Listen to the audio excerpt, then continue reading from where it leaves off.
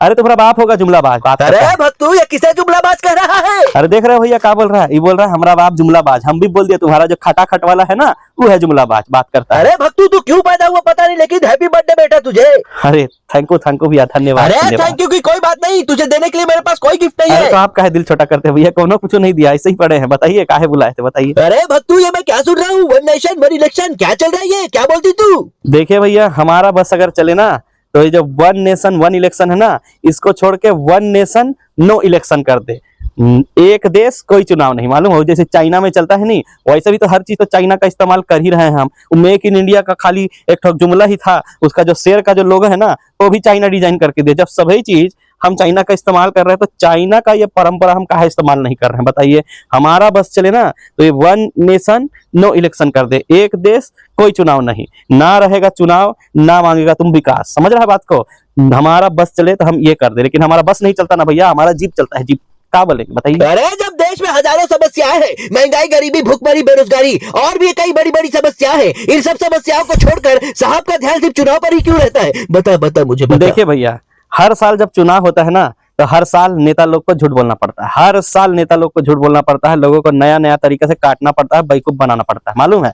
और इसीलिए 5 साल में एक बार होगा ना भैया तो क्या होगा, एक ही बार आदमी को झूठ बोलना पड़ेगा और दबा के झूठ बोलेंगे, मालूम है। अभी जैसे अभी पिछला चुनाव हुआ, महाराष्ट्र का चुनाव हुआ, तो उसमें जो संभल का दंगा हुआ, छोटा मोटा दंगा जो संभल में हुआ, उसका सहारा लेके चुनाव लड़ लिए। उधर झारखंड का चुनाव हुआ तो बांग्लादेश वाला घुसपैठ कर रहा है, ऐसे बोल के। अरे भाई सरकार हम ही चला रहा है, सरकार अपना आदमी चला रहा है, रक्षा सब उनका डिपार्टमेंट, उसके बाद भी लोगों को कहा जाके झूठ बोल रहा है कि वहां से घुसपैठ हो रहा है, हमको वोट दो, हमको वोट दो। ऐसा बार बार झूठ बोलना अच्छा नहीं लगता भैया, इसीलिए कहा है 5 साल में एक बार चुनाव होगा और ये छोटा मोटा दंगा के बदले एक बड़ा सा नरसंहार करना है भैया, और उसके बाद फिर से सत्ता में बैठ जाना है, मालूम है। और एक जबरदस्त टॉप सीक्रेट है जो हम तुमको बिल्कुल नहीं बताऊंगा, एकदम टॉप सीक्रेट है, जबरदस्त मास्टर स्ट्रोक तैयार कर रहा है अभी हमारा शेर और मोटा भाई, समझ रहा है, जबरदस्त मास्टर स्ट्रोक, लेकिन हम तुमको नहीं बताऊंगा। अरे भक्तू तुझे तेरी फटी हुई चड्डी की कसम, बता मुझे बता।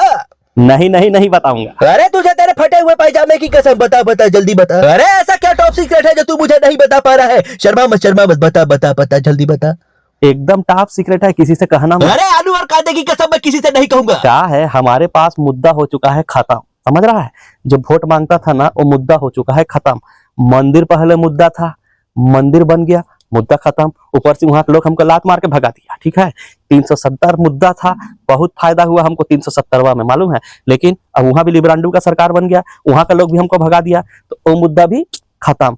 और 3 तलाक का मुद्दा से किसको फायदा हो रहा था, किसको नुकसान था, हमको का लेना देना, बताइए। तो वो मुद्दा भी हो चुका है खत्म। अब एकदम टॉप सीक्रेट हम बता रहे हैं, एकदम टॉप सीक्रेट, किसी को नहीं कहना।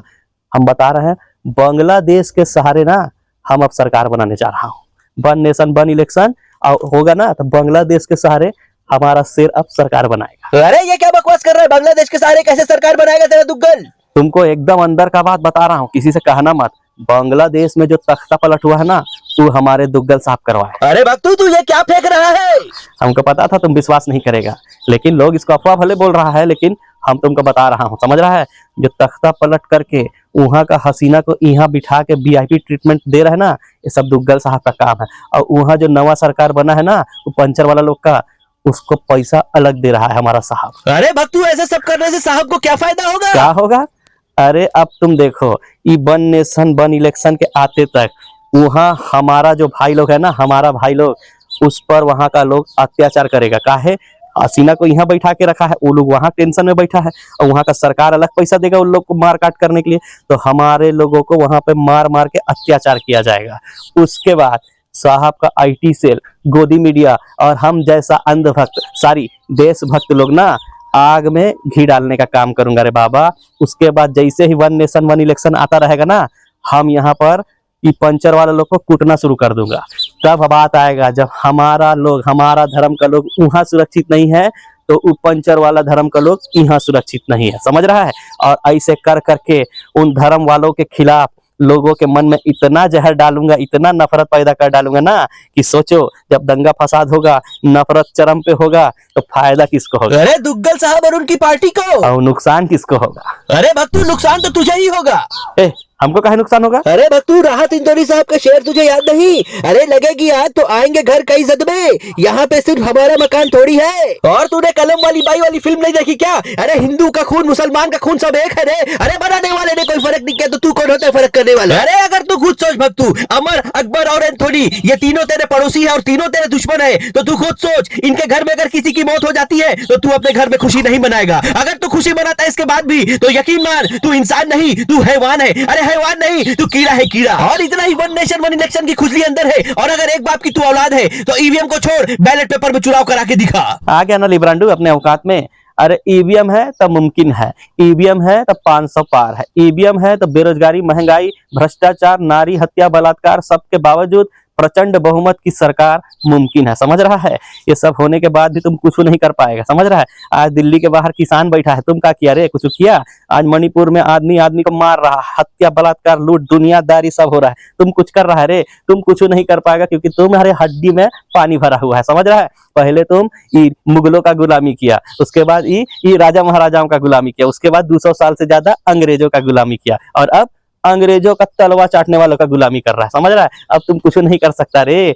भन नेशन भन इलेक्शन होगा और ऐसे ही मारकाट में अखंड राष्ट्र भी ऐसे ही बनेगा, हम बता रहे हैं। और तुम लोग कुछ नहीं कर पाएगा। तुम गुलाम थे, गुलाम हो और गुलाम रहेगा। समझ रहा है? तुम्हारा भविष्य तो कि ऐसी तैसी तो हो ही गया है, तुम्हारा बाल बच्चे का भविष्य ही नहीं है भैया, बता रहे हैं। और ऐसा ही देश में होगा, तुम कुछ नहीं कर सकता। समझ रहा है? चलिए। अरे रुक जा भक्तू, पहली बार तो तूने सही बात बोली, इस मामले में मैं भी तेरे साथ हूँ। अरे ये मुर्दों का देश है, यहाँ किसी के लिए कोई हमदर्दी नहीं है। ये नेता धर्म के नाम पे एक दूसरे को लड़ाते हैं और ये लोग एक दूसरे का गला काटते हैं। इनकी ये नामर्दानगी, ये बुजदिली एक दिन इस देश की मौत का तमाशा इसी खामोशी से देखेगी। और तुम्हारी यही खामोशी और यही अंधभक्ति कल तुम्हारे बच्चों के लिए रोना बन जाएगी। अरे ये कानून वाले, वर्दी वाले नेता, इन्होंने अपना ईमान बेच दिया, एक दूसरे का गला काटते, एक दूसरे को जलाते। तुम्हारा ईमान कहाँ गया था? भड़ में। कुछ नहीं कहना मुझे, नामर्दों की तरह जीने की आदत हो चुकी है तुम्हें, कुछ नहीं कहना मुझे।